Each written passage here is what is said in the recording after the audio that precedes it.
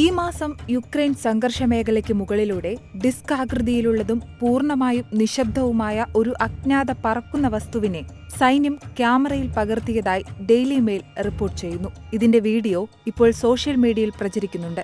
യുക്രൈനിൽ യുദ്ധത്തെക്കുറിച്ചുള്ള അപ്ഡേറ്റുകൾ പതിവായി പോസ്റ്റ് ചെയ്യുന്ന എക്സ് ഉപയോക്താവാണ് വീഡിയോ പങ്കിട്ടിരിക്കുന്നത്. Охренеть, ни хрена. Что это за херня? Это вертолетная тарелка. Ну, блядь. По-любому. А ну приблизь еще. На месте стоит, ты ж бачишь. А на месте, блядь. Ну. А в теплак ничего не светит?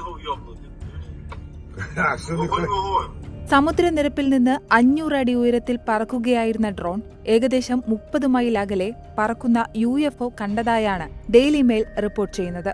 എന്നാൽ വീഡിയോയുടെ ആധികാരികത ഉറപ്പിക്കാനായി ഫൂട്ടേജിൽ എന്താണ് ഉള്ളതെന്ന് വിശദീകരിക്കാൻ തങ്ങൾക്ക് കഴിയുന്നില്ലെന്നാണ് ഡ്രോൺ നിർമ്മാതാക്കളായ DJIയുടെ വക്താവ് ഡെയിലി മെയിലിനോട് പ്രതികരിച്ചത്. അതേസമയം യുക്രൈനിൽ ഡിഫൻഡർമാർ യുദ്ധമേഖലയിൽ ഒരു അജ്ഞാത ഡിസ്ക് ആകൃതിയിലുള്ള വസ്തുവിനെ കണ്ടെത്തിയിരിക്കുന്നു എന്നാണ് മിലിറ്ററി ആൻഡ് പൊളിറ്റിക്കൽ ബ്ലോഗർ എന്ന് അവകാശപ്പെടുന്ന ഉപയോക്താവ് എക്സ് അക്കൗണ്ടിൽ കുറിച്ചിരിക്കുന്നത്.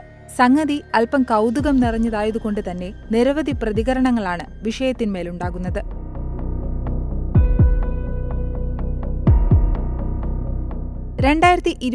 ഫെബ്രുവരിയിൽ ആരംഭിച്ച യുക്രൈനിലെ യുദ്ധത്തിലുടനീളം നിഗൂഢമായ നിരവധി ആകാശ കാഴ്ചകൾ ഉണ്ടായിട്ടുണ്ട് എന്ന് ന്യൂസ് വീക്ക് റിപ്പോർട്ട് പറയുന്നു. 2023 ജനുവരിയിൽ ഒരു പന്തിന്റെ ആകൃതിയിലുള്ള ഒരു ചെറിയ വസ്തു ആകാശത്തിലൂടെ പറക്കുന്നത് കണ്ടിട്ടുണ്ടെന്ന് റഷ്യയിലെ തെക്കൻ റോസ്തോവ് മേഖലയുടെ ഗവർണറായ വാസിലി ഗോലുബേവ് ടെലഗ്രാമിൽ പങ്കുവച്ചിരുന്നു. എല്ലാവരും ശാന്തത പാലിക്കണമെന്നും സുരക്ഷ ഉറപ്പാക്കാൻ എല്ലാ ശക്തികളും മാർഗങ്ങളും ഉപയോഗപ്പെടുത്തുമെന്നും ആകാശം പലവിധ പ്രതിരോധത്താൽ മൂടപ്പെട്ടിരിക്കുന്നു എന്നുമാണ് അന്ന് അദ്ദേഹം പറഞ്ഞത്. മാത്രമല്ല 2023 ഏപ്രിലിൽ റഷ്യയിലെ സെന്റ് പീറ്റേഴ്സ്ബർഗിന് സമീപമുള്ള ഒരു ആണവ നിലയത്തിനടുത്ത് ഒരു അജ്ഞാത പറക്കുന്ന വസ്തു ശ്രദ്ധയിൽപ്പെട്ടിരുന്നതായി ഒരു സൈനിക ഉദ്യോഗസ്ഥൻ റഷ്യൻ ഓൺലൈൻ പത്രമായ ലെൻഡയോടും പ്രതികരിച്ചിരുന്നുവെന്ന് ന്യൂസ് വീക്കിന്റെ റിപ്പോർട്ട് പറയുന്നു.